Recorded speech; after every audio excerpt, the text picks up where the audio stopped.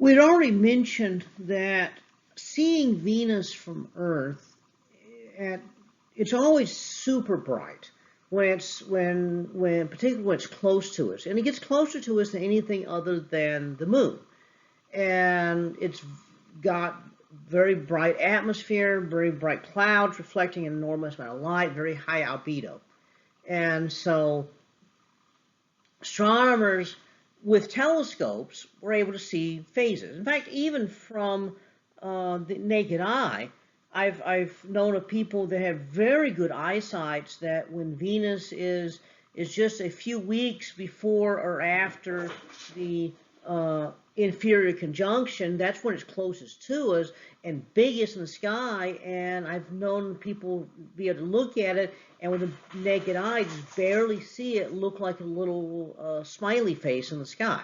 And so they can actually see it looks kind of like a crescent moon. And even in binoculars, it's easy to see the phases of Venus if it's on the near side of its orbit to us. So within a month or two before or after the inferior conjunction, then you can see Venus with phases in just binoculars, and that's kind of an interesting thing to be able to do. Observations indicated that the fuzziness of the edges of it meant that it had a pretty dense atmosphere, and then eventually with spectroscopy we can find that you got carbon dioxide, and so this gives rise to a complete change in our understanding of it. Spectroscopic measurements help us find out that the clouds are made of sulfuric acid, not water vapor or water droplets, and then the radar measurements of the surface and orbital measurements. Mariner 2 was the first to get there and get the up-close views of it as it flew past in 1962. And then later missions gave us a lot more. Visually, you don't see much with Venus. From Earth, you don't see a whole lot at all. Now, if you've got ultraviolet cameras, you can see there's like chevron patterns through the clouds. That indicates that the clouds near the equator are moving a little bit faster than the clouds near the polar regions.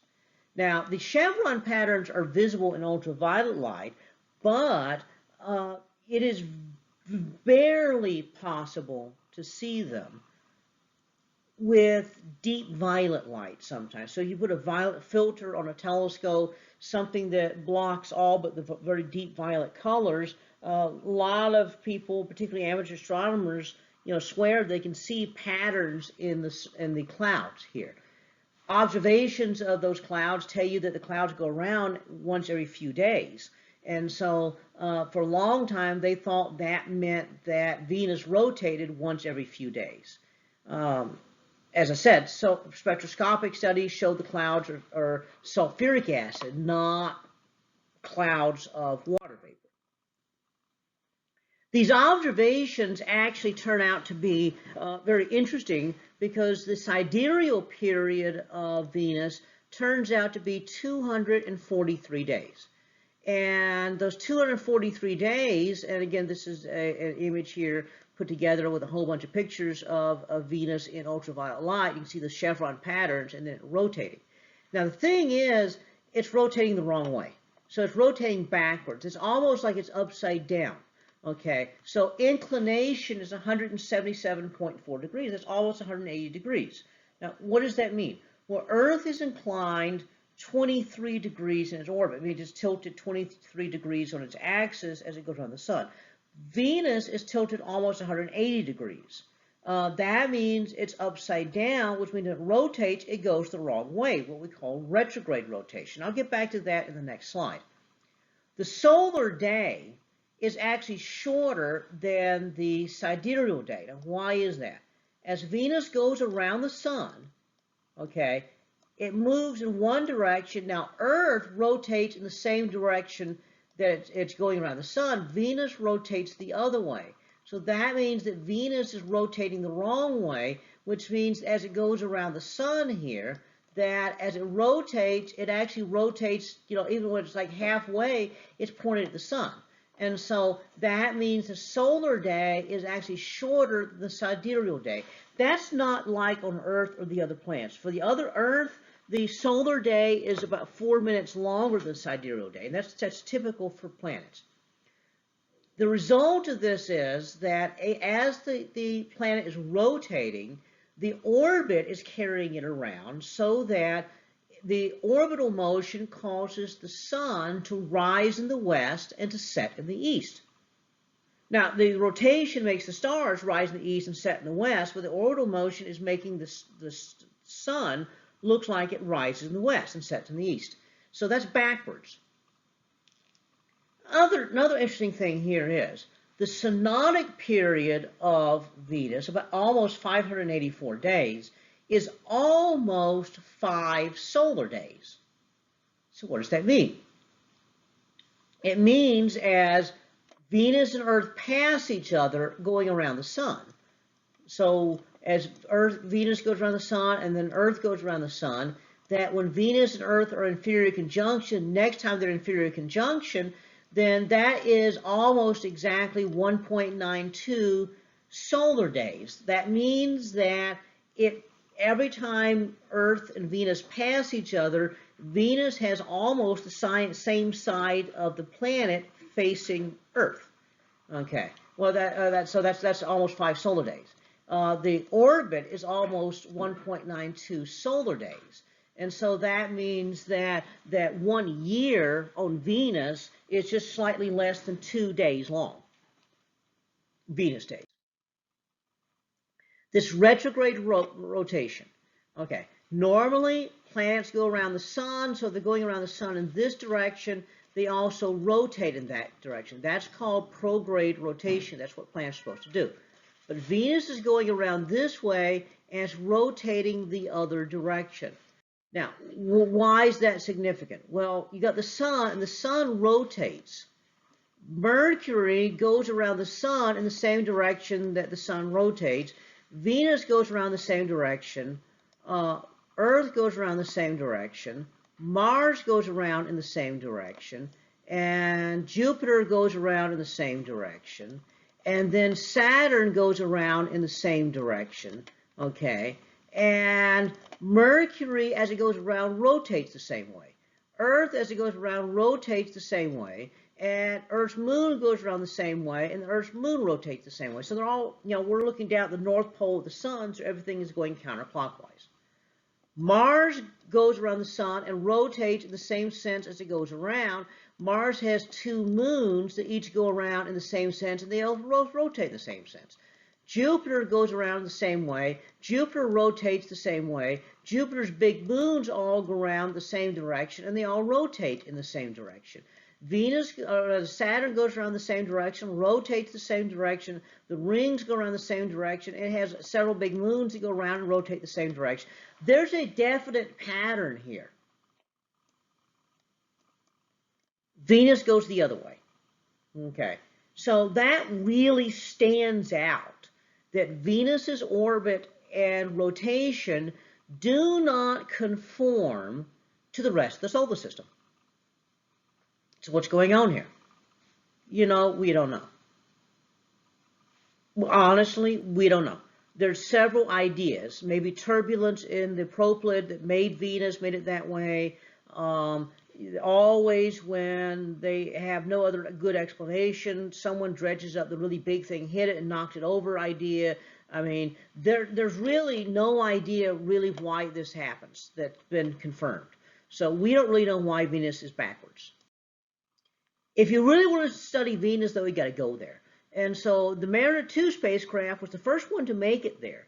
Venera 1, the Soviet spacecraft, didn't work, but the Soviets sent a lot of Venera spacecraft to Venus, and the first few flew by, then they went into orbit, then they probed the atmosphere, and finally they landed on the surface. Now, to land on the surface, one of the things we discovered is the atmosphere is enormously thick, much, much, much thicker than Earth's atmosphere. And so what happens is that a parachute is only needed to get partway down. Once you get beyond a certain distance, you can drop the parachute and then fall the last little way down, and these baffles sticking out there are all that you need to drag against the air to slow you. And then you have like big springs and shock absorbers to hit. The very first pictures taken back here, this is actually not from the first spacecraft, but this is from a later one, Venera 13 in the 1980s, sent back a few pictures of the surface. This one actually tried to correct for color. So in the above picture up here, you see the actual color that's recorded, and in the lower picture, it's color corrected, because what they did was they had this color bar right here, and they knew exactly what colors were in the color bar, and up here, the colors were not right, and so they adjusted them to be the actual color. So the bottom is going to be what would be the actual color of the rocks there. The upper one is the actual color that it looks under the sky. You know, if you ever go to Mexico City, the skies are very dark and gloomy looking sometimes. It's really pollution. Everything has this brownish haze to it. And so the same thing is on the surface of Venus. Everything has this brownish orangish haze due to the gases in the atmosphere. Notice that's the lens cap from the camera right there. This is a later mission to the surface of Venus. And again, a picture here. And they actually had a robotic arm that was going to reach down to the surface and pick up a sample of the surface to analyze. Now, the problem is the arm just swings down to the surface, grabs something, comes back. The camera had a lens cap which popped off, and it turns out the lens cap landed directly at the base of the spacecraft where the arm was reaching down to go. And so the arm did not actually get any samples, it just banged into the lens cap. And so that mission was not successful. The Venera spacecraft were the only ones that landed and took pictures, and only 5 views of the surface have come up. The problem is it is so hot that the spacecraft only lasts for a few minutes in that temperature before the temperature kills them. Doesn't matter what kind of refrigeration you get on the spacecraft, you cannot compensate for that temperature differential right there. And so what happens is it just bakes the spacecraft. So you only get a little bit of time on the surface. In fact, it's so hot it would melt glass. So they had to use a special lens made of polished quartz. The atmosphere is mostly carbon dioxide with a little bit of nitrogen. But it's super thick. It's 90 times Earth's atmospheric pressure. And so that's amazingly, that's amazing. So what do we mean by 90? So that would be something, you know, like a distance of like 3,000 feet under the surface of the ocean. So at a depth of about 3,000 feet, you have close to 90 atmospheres. And so that's the pressure right here. So, you know, imagine, you know, being about 6/10 of a mile underwater, and that level of pressure, that's the atmospheric pressure of the surface. At this temperature and pressure, you're not going to get stable water, and so it's desiccated, it's dry. You're not going to get water, so you're not going to get the kind of evaporated sedimentary rocks. Turns out that on those 5 pictures, we saw primarily basalt-type rocks.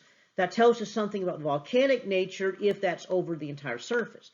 But right now, we don't really know because, again, only 5 pictures right there of the surface of Venus. Amazing high pressure. Now, I want to mention that even though the atmosphere is only 3.5% nitrogen, because the air is so much thicker, that's the same total amount of nitrogen just about that Earth has.